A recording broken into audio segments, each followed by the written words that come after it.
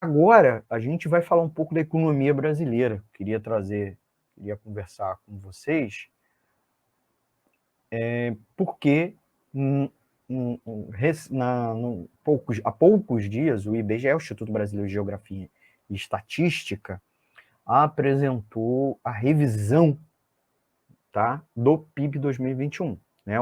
Em janeiro ele tinha anunciado o PIB 2021, que é Produto Interno Bruto, é a soma de todas as riquezas do país, mas ele particularmente, ele também, agora nesse anúncio, ele não só revisou o PIB total, mas ele revisou o PIB por trimestre, né? E originalmente o PIB, o IBGE tinha apurado uma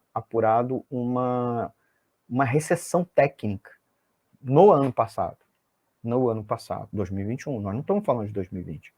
2020 houve uma profunda retração, tá? Houve uma profunda retração da economia, ocasionado pelas medidas de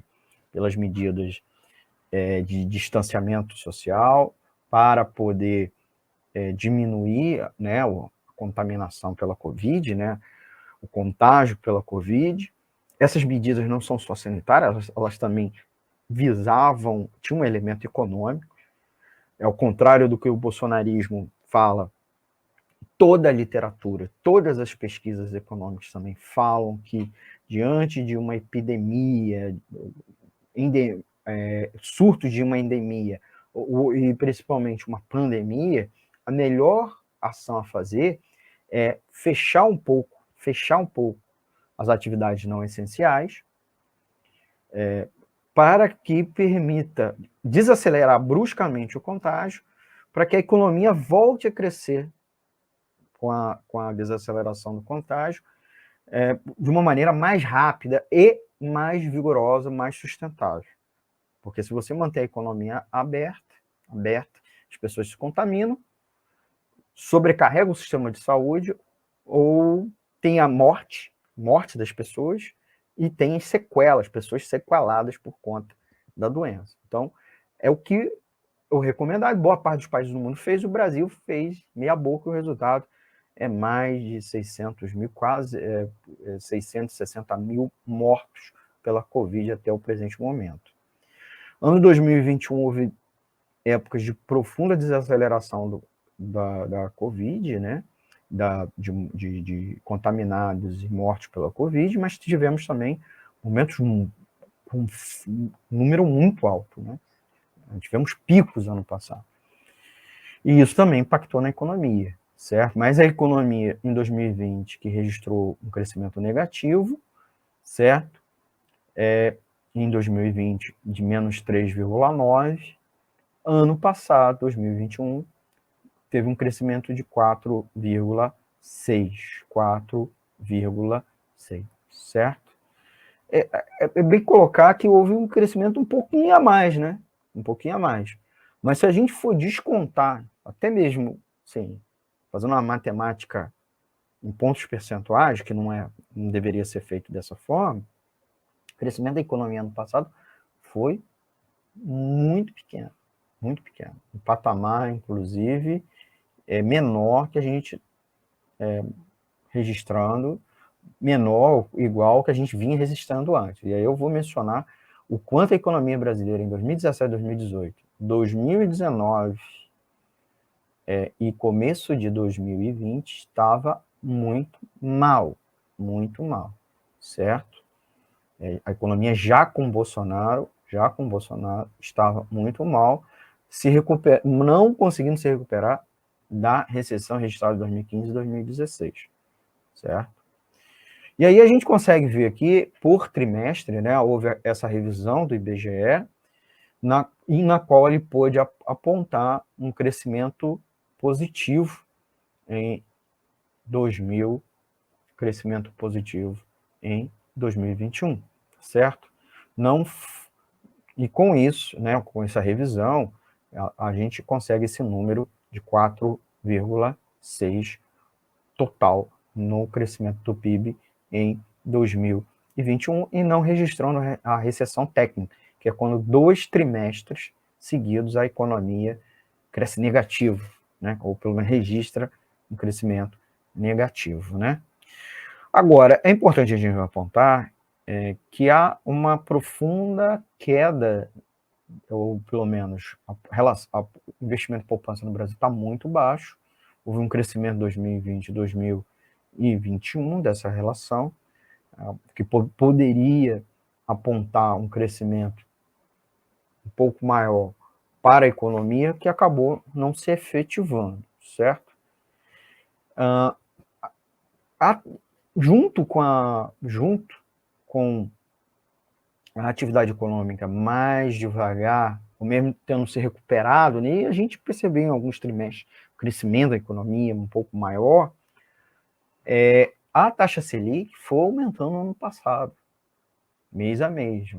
Inclusive, ela que tinha chegado a quase 2,5%, chegou a 2,5% em início de 2020, ela foi sendo puxada novamente para o crescimento, né?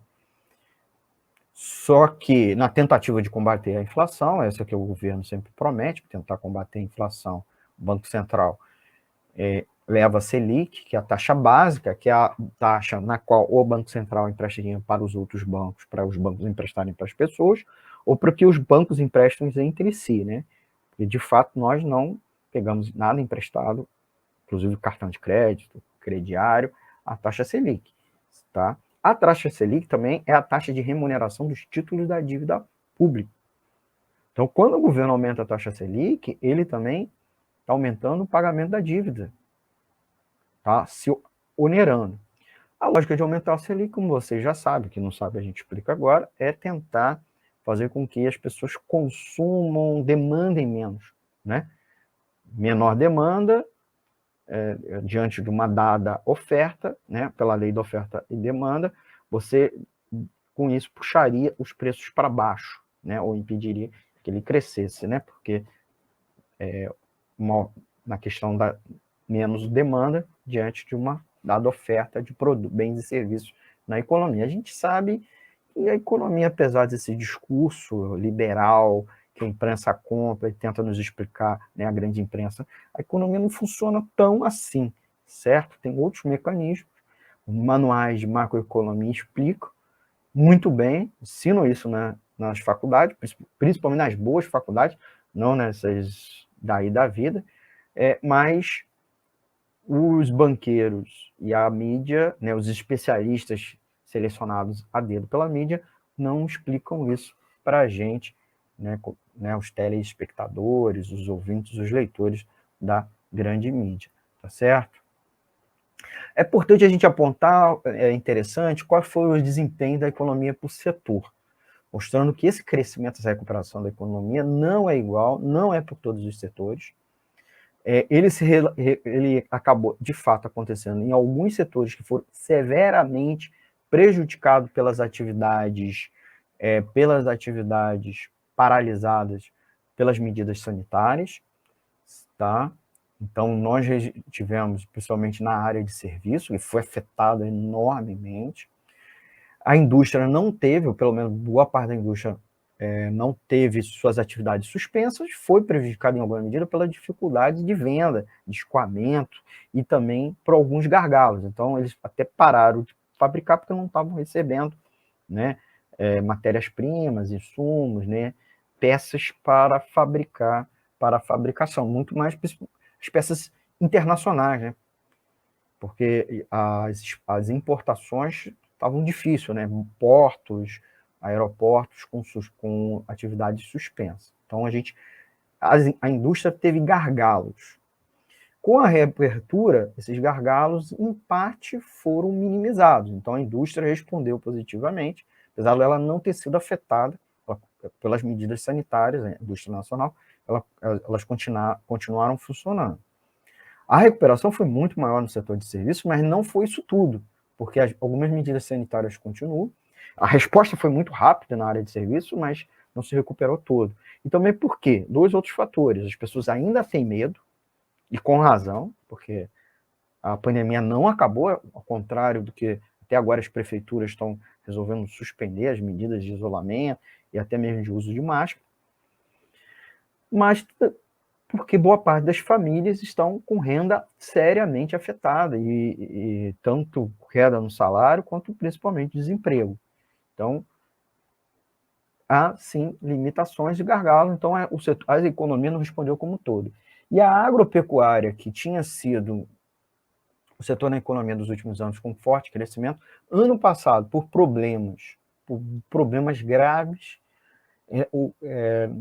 climáticos, várias regiões choveu muito, e outras regiões choveu pouco, passou por estiagem, principalmente o sul do país, tá? O norte e parte do nordeste sofreu muita chuva, em algumas regiões do sudeste, e o sul passou, e parte do centro-oeste, por estiagem muito grave, muito grave.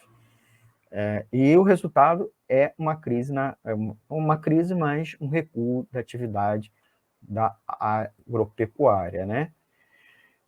O ranking global mudou, inclusive, a composição de países com grande PIB. O Brasil recuou, apesar de ter crescido 4,6% ano passado, nós caímos posição no ranking global.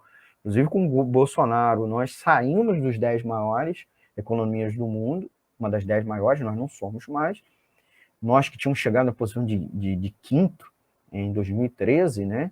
Quinta maior economia do mundo, nós estamos agora em 13ª maior economia do mundo, atrás da Rússia, da Austrália, né? A Rússia antes da guerra. Então, mostrando que pós-2016, com Temer, reforma trabalhista, reforma da Previdência, com Bolsonaro, privatizações, aquelas medidas de ponte para o futuro, as medidas liberais, nada da economia brasileira deslanchar e recuperar seu vigor, né? E o resultado é queda nas suas posições. A China continua ainda sendo apenas a segunda economia mundial, né? E pau a pau já quase com os Estados Unidos. Aí explica muita coisa da situação mundial. Aqui é uma variação do PIB, né? A gente vê ano após ano, né? A gente recuou bastante em 2020, né? E teve um crescimento. Esse crescimento um pouquinho a mais do que a perda, né? Óbvio, em termos percentuais, né? Quando teve o crescimento,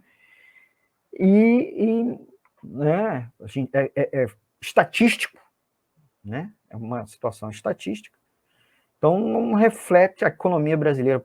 Pode ter não é que cresceu mais, só recuperou apenas as perdas de 2020. E olhe lá, certo? Inclusive, não o todo. A gente pode ver. Antes era pelo IBGE, agora a gente está usando os dados do IBC-BR, tá? O IBC-BR, que é do Banco Central. Lembrando que o PIB é medido mês a mês, tá certo? O PIB, é medido trimestre a trimestre pelo IBGE, e o IBC-BR, que é o índice do Banco Central, ele tenta se antecipar, e ele mede atividade econômica, ele não mede PIB, tá? Ele não mede renda agregada. E aí permite a gente conseguir monitorar mês a mês como foi a atividade econômica no Brasil. E assim, a atividade econômica no Brasil teve muitos momentos ruins ano passado, quase que coincidente com picos da pandemia, certo? Então, mostrando o quanto a pandemia teve um impacto. Se a gente tivesse controlado ela melhor, a gente possivelmente teria tido uma recuperação econômica melhor ano passado também. Novamente, coloco aqui a tabela mostrando o seguinte: o problema da economia brasileira segue sendo o problema do baixo investimento, tá? Além, agora, crescendo do problema do consumo das famílias. Então, tivemos aí um pequeno crescimento puxado pelos investimentos, as indústrias voltaram a produzir, né, e aos setores de serviço, mas as famílias não estão dando a tônica. E não é um problema de poupança, certo? É um problema de investimento na economia brasileira. Então, o que a gente mostra com isso é que a economia brasileira não está com vigor suficiente para puxar o crescimento. Inclusive, é o seguinte, assim, só para concluir esse bloco, eu ir para o comercial e voltar com as perguntas dos nossos ouvintes e fechar o programa de hoje, nós estamos com problemas para crescer esse ano. O crescimento desse ano deve ser bem reduzido, bem medíocre, certo? Então, o tal do crescimento em V que o Paulo Guedes falou já aconteceu, e ao contrário do que ele chegou a dizer, né, não foi tão rápido assim, precisou recorrer o ano todo de 2021 para isso, e não conseguiu fôlego para ir além disso, certo? Então já há uma projeção de crescimento muito pequena, a projeção, inclusive, é de uma alta de menos de 1%, muita gente está apontando 0,8% de crescimento para 2022, tá? A recuperação do emprego, a gente deve cair de 14% de desemprego que chegamos em 2020, ano passado em 13%, deve chegar, na melhor das hipóteses, em 11%, e assim mesmo é um patamar muito alto, que é o patamar de desemprego da recessão de 2016 e 2017, certo? Então, só para mostrar para vocês. Então, essa revisão para cima do PIB também não altera nas projeções, certo? É preciso acrescentar ainda dois outros fatores, que talvez a economia não cresça ainda mais, porque as tarifas de energia elétrica continuam muito altas, a gente está tendo chuvas abundantes, que deve levar à redução das tarifas de energia elétrica um pouco, mas elas têm consequências na agropecuária, elas aumentam o nível dos reservatórios, né, diminuindo os fatores de risco para o investimento, e com isso a redução das tarifas da energia elétrica, e com isso custos principalmente da indústria e do serviço. A gente ainda vai ter uma boa safra de grãos, que deve ajudar um pouco, mesmo com os problemas climáticos, mas não vai ser isso tudo que poderia compensar. Mas o problema do repasse automático dos preços internacionais, que a Petrobras faz, do petróleo e derivados. O conflito também da Rússia e Ucrânia, que coloca pressões inflacionárias no mundo todo, nas commodities, não só no petróleo e gás, mas no conjunto das commodities, como eu já mostrei, está sendo puxado, também tem impactos inflacionários aqui, e ainda, assim, se não é na inflação, vai ser na taxa básica de juros, porque o Banco Central, na tentativa de responder à inflação, vai aumentar a taxa de juros, desacelerando, puxando um freio de mão na economia brasileira, impactando negativamente a atividade econômica. Então, esse ano não vai ser um ano de grande recuperação, mesmo com algumas medidas que o governo está tentando fazer, o governo Bolsonaro, até porque é um ano eleitoral, e a economia vai, sim, prejudicar a competitividade eleitoral do presidente Jair Bolsonaro na eleição de outubro. Então, o Ministério da Economia acabou de anunciar a isenção e redução de IPI na linha branca, né, de eletrodoméstico, mas também se estendendo. Por outro lado, essa redução, sem um grande planejamento e compensação, vai afetar na arrecadação de prefeituras e de estados, que recebem uma parte desse imposto que é federal, mas recebe uma parte. Então, nós vamos ter problemas para fechar suas contas e principalmente para fazer investimento. O governo pretende fazer alguns investimentos, então o orçamento desse ano foi feito nesse sentido, né? Não aumentou, não reajustou o salário dos servidores, exceto lá da Polícia Federal, que poderia ter um impacto na demanda, aumento do consumo, para canalizar recursos, manter recursos para as emendas parlamentares, e aí fazer investimentos nas prefeituras, né? Pode ter algum dividendo político, dividendo eleitoral, talvez, dividendo político, para a base de apoio do Bolsonaro no Congresso, mas não tem um grande efeito na economia, né, um resultado. Talvez a redução de IPI, sim, né, porque pode ter um impacto na indústria, a indústria pode contratar, na indústria e no comércio, contratar algumas pessoas para aumento da venda, mas as famílias estão com dificuldade de honrar compromisso, teve um aumento do endividamento, e alguma elevação da renda, elas podem canalizar, inclusive, para pagamento de dívida, ao contrário da elevação do consumo. E a gente sabe, gente, que indústria e comércio investem não por redução de custo, de seu custo, e sim se elas veem perspectiva de crescimento na demanda de seus bens e serviços, né? O empresário investe, ele gasta, que é um tipo de gasto, ele vê que ele vai arrecadar mais do que proporcionalmente que ele gastou com investimento, né?